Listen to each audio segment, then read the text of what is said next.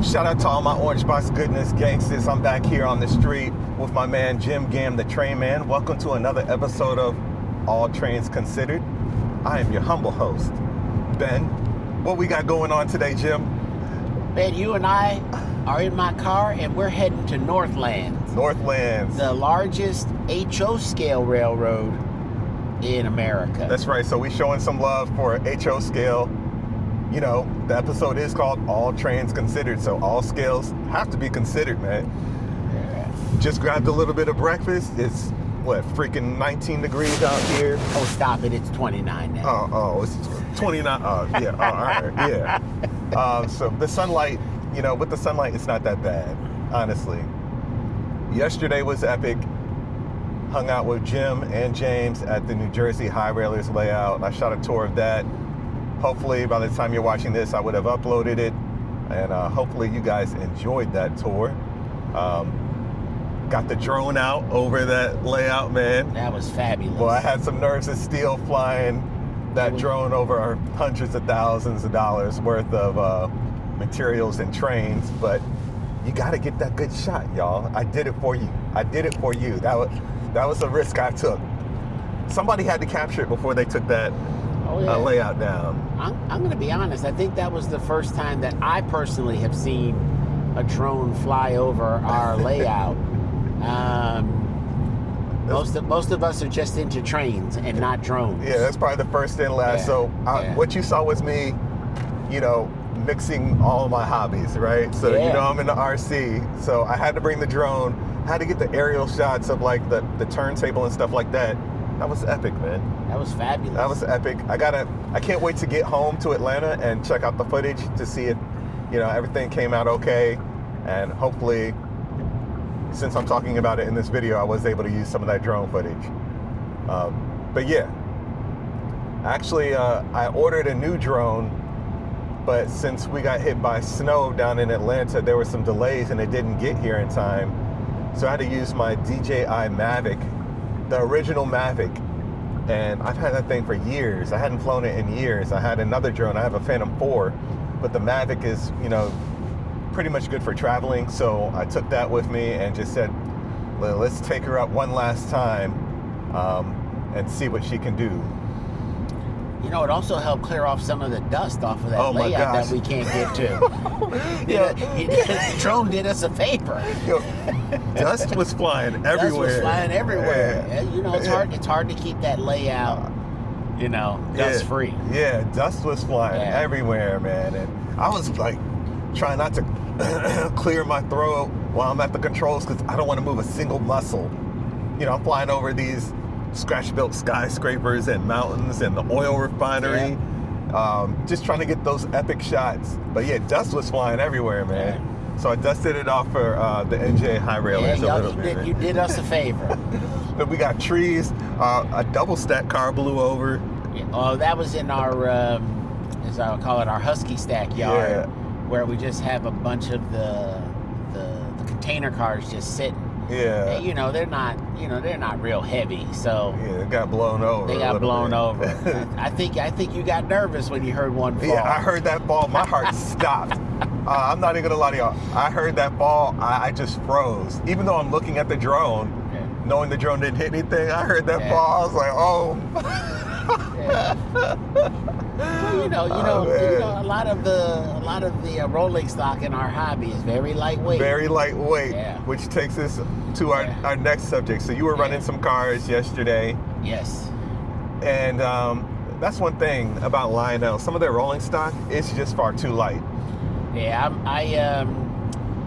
and this is one of their recent pieces of rolling stock. The PS2 CD hopper cars. I bought a 4-pack of them, and I was a little disappointed because they're not very heavy.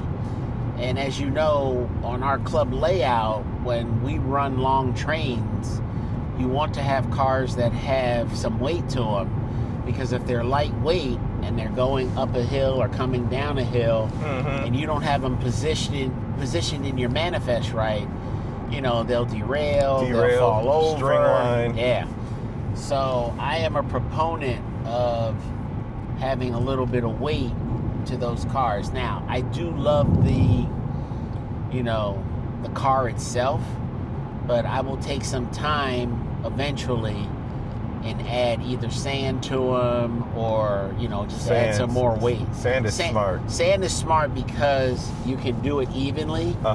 And it just gives the car a nice balance. That. Yeah. I never see you're the model railroad veteran in this video. I never thought about that. Yeah. Sand is perfect. So my gripe is it's like, and guys, this is just a casual train talk video.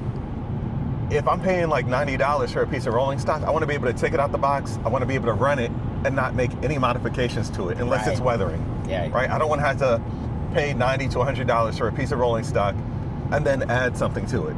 Yeah, you know what I mean? You don't want a piece of rolling stock that a drone will knock over. You know what I mean? So that's why I'm a little skeptical about the new Vision Line. The Vision Line auto rack that Lionel announced in that Volume 1 2025 catalog. Yeah, I'm pulling the trigger on one of them. I'm gonna get the Santa Fe one. So you're gonna be the guinea pig? Yeah, I have to believe that Lionel will do it right.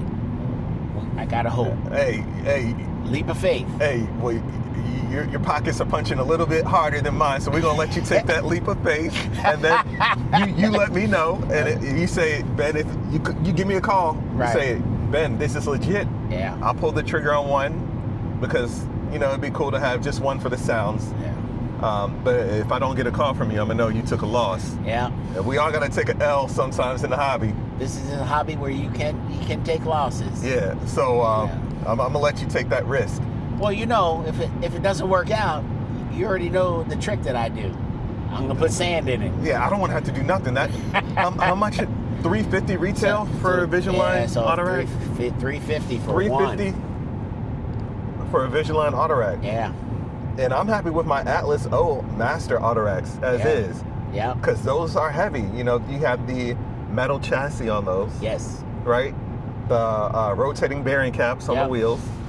Metal trucks and all that stuff. And the level of detail is unmatched. The only thing Atlas didn't do is you can't see through the grate. Yeah. Now that we're talking about it, it kind of brought me to this thought too.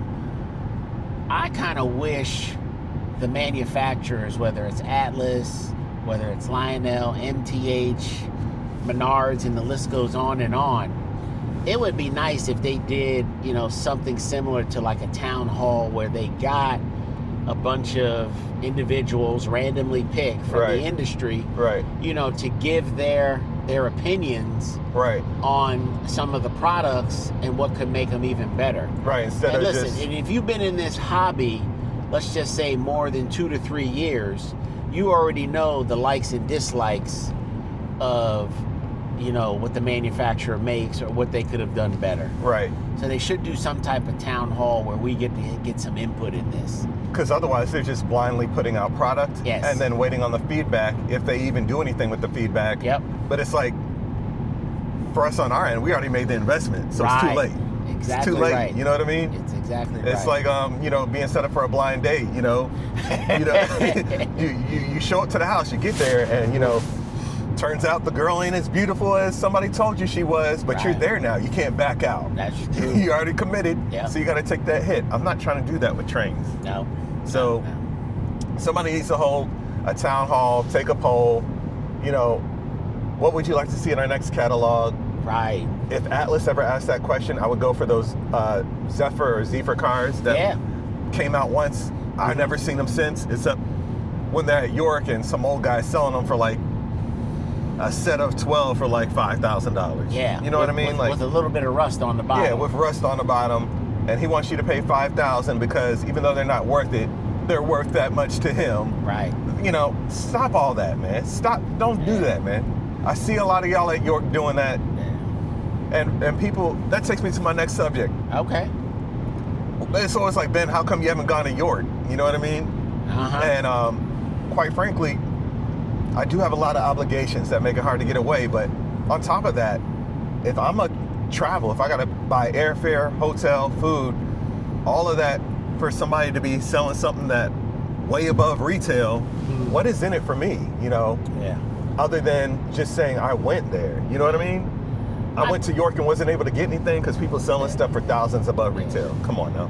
I get it. I understand that. I mean, I see your perspective on it. Obviously, I respect that. Yeah.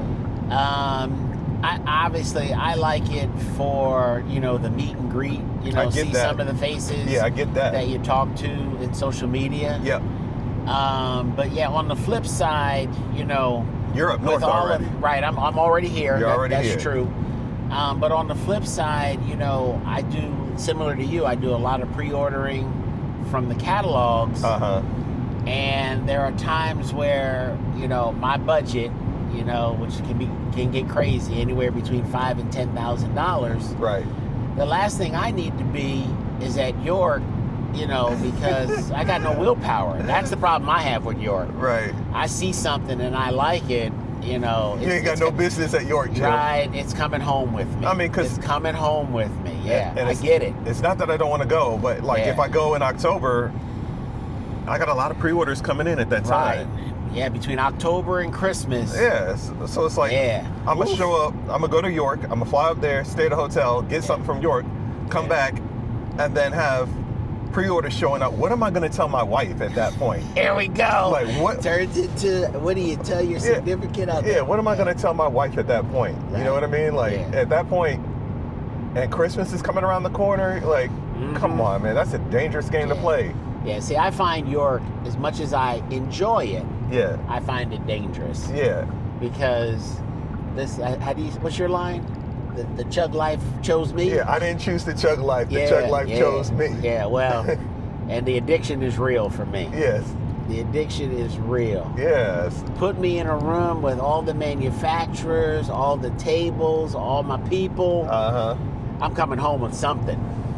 I'm just saying, like, come on, man. You got to come home with something, right? Yeah, or else it's like, what did you experience? It's like, again, going to a college or a high school. Those memories that you had is like who you dated. You know what I'm saying? Like I remember in high school there was this one girl. I wanted her so bad. I ended up dating. I said, I'm not leaving here unless we're dating at some point. I'm leaving here with something. You know what I'm saying? And I still have that memory. I can hold on to that. I left there with something. I don't want to go to York and be like, I didn't leave there with anything. Right. I went to the Lionel retail store in Nashville. I went live. You know what? I think I remember that. Yeah, my boy Sam. Shout out to my boy Sam. He was working over there at the time. And I went over there, and you guys gave me so much stuff for not buying anything. I went in there with the mindset, I'm just going to see Sam, check out the Lionel retail store. You guys gave me so much trouble for not buying anything, okay? So you can't sit there and be like, well, you don't have to get anything at York. I know y'all are gonna be like, you didn't get anything at York? So that's just my personal take. I do miss the camaraderie that those guys do have up there. It looks like a lot of fun, but it's just, and I've been told it's not what it once was. People weren't always there selling stuff way above retail. You know what I mean? Like when, for example, when Lionel released the Chessie Greenbriers, it was just ahead of York that year. Yeah. And I had pre-ordered that. Luckily, Brian at Legacy Station hooked me up with that. But people were selling that engine at York for like $3,000. Yeah. And it was selling. Like, they weren't just asking, it was selling for $3,000. So that's what I'm saying. Like, think about it from that perspective for someone who has to travel all that way. Exactly. So my last time to York, it actually worked out perfect for me because number one, a year prior, I had my left ankle replaced. So I couldn't go the prior years because it was just too much pain for me to walk around. Right. So when I went not too long ago, my ankle had been repaired, and it was just nice to walk around. But what I did to not get into too much trouble was I didn't bring any cash. Oh yeah. And I only brought one credit card. One. So that helps with the discipline of not getting carried away and then have to hide stuff and sneak it into the house and hope your wife doesn't look at the credit card bills. See, that's another benefit that you don't realize you have. For me, if I even got anything, I have to ship it. You have to ship it. That's correct. A lot of the guys have to ship. That's correct. And I heard you guys got like UPS or FedEx on site or something like that. You know what? I've heard those stories. I don't know how it actually works. I know one of your followers, Trains of Lark, did it. I know he bought a bunch of stuff, and I know he had to ship it back to Florida. Yeah, like that shipping. But it was close by. That much I do know. It was close by. It's the financial perspective is what I'm talking about, you know. It's the finance. So all I'm saying is that shipping is no joke. No. So, by the time you leave York, you could have spent what could have potentially been an all-expense paid vacation somewhere. Yeah. Without a doubt. That's all I'm saying, man. Yeah. I think York is one of those that if you're in the hobby, you've been in it for a minute, and you've never done it. I'm gonna say to you, I gotta go once. You gotta go. I just want to say you want to go at least one time to say that you did it. Another show that I've never been to, and it's actually happening, I believe, this weekend, is the Amherst show, which is I think up in Massachusetts. Okay. I do have that on my bucket list, but once again, if I do it, it's going to cost because number one, I'm going to want to take Amtrak up there because, I'm into trains. Number two, I'm going to have to rent a car after I take the train up to Boston. Number three, I've got to get someplace to stay because I'm not going up for the day and coming back. Right. Number four, I got to feed myself. Right. Okay? Wait a minute. And number five, there's going to be something at the Amherst show that I insist I come home with on the train. That's my point right there. So you're already up north and you're saying... Right. Yeah. Now think about it from my perspective. Right. You know what I'm saying? From Atlanta? Yeah. Come on now. Yeah. Work with me. Like I said, these shows are definitely, something you can say that you did it one time. Yeah. But to do it on a routine basis... it's like a family vacation each time you go sometimes. Yeah. Well, so after we go to Northlands, we're going to make the trek back up to the NJ Highway Race layout. I had fun there yesterday. Yeah. And just want to check it out again, see if I get some more shots or something like that. Maybe I'll throw the action cam on a flat car, get it rolling around the main lines. Yeah, show some folks some up close and personal shots with the little flat car I have. Yeah. So perfect. Maybe get some content for y'all. We'll see how that goes. Yeah. So we're almost at Northlands, so I'm gonna wrap this one up. There you go. Just a casual video of the boys, just talking. There you go. Just talking what needs to be talked about. You know what I'm saying? Just talking what needs to be talked about. This YouTube channel may be different from other of the train-related YouTube channels out there. I try to keep my content unique. You never know what you're gonna get on here. That's right. It might just be two dudes in a car talking, ranting, complaining about stuff, and making no changes whatsoever. All that stuff we talked about, I'm still probably going to end up at York at some point. Oh, yeah. Jim's probably still going to end up going up to Amherst and spending more money than he planned. Yeah. We got nothing resolved in this video. But I'm not here to solve problems. I'm here to entertain, Jim. That's right. I'm here to entertain. That's right. All right? So make sure you guys subscribe to my YouTube channel. Follow Jim Gam, the Train Man, on Instagram. You're coming up on like 23,000 followers on Instagram or something like that. And you know what? I'm also gonna now that I see you working the camera a little bit, now that I'm seeing it up close and personal, stay tuned for some videos with Jim Gam, the Train Man, on my YouTube station. All right, so I'm gonna teach Jim Gam, the Train Man, about action cams, how to make easy content. All right, and then also check him out on Instagram. Check me out on Instagram as well. That's Benz_trains_. Check us out on Train Talk Tuesday. Jim's on Train Talk Tuesday all the time. The live show we do on Tuesdays. It's so much fun. We have people from all over the world call in, show off their trains, their train layouts. It really just gives the train community an opportunity to get together and just talk more junk, you know, talk about what we're going to pre-order, talk about how we're going to get ourselves in financial trouble, in debt, and we just have a good time. All scales are welcome. It doesn't even matter what scale you collect. You just have to like trains. That's all I ask. Okay, until next time, this is Ben with All Trains Considered. I got my boy Jim here. And right. Appreciate you having me. Oh man, it's no problem. Anytime, yeah. anytime. All right. So until next time, this has been the Train Collector's Train Collector. I'll catch you guys in the next one.